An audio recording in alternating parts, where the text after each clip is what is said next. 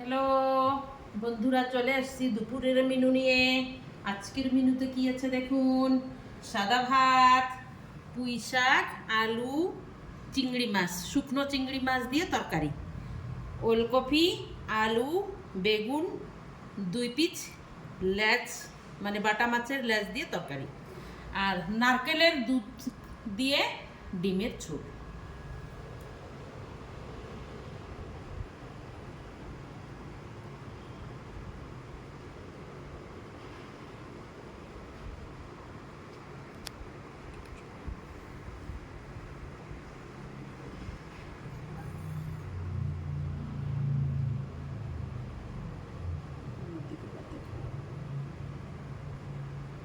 বন্ধুরা, like, share এবং subscribe করবেন এবং আমার চ্যানেলটাকে সাপোর্ট করবেন। সামনে এগিয়ে যাওয়ার জন্য আমার পাশে থাকবেন।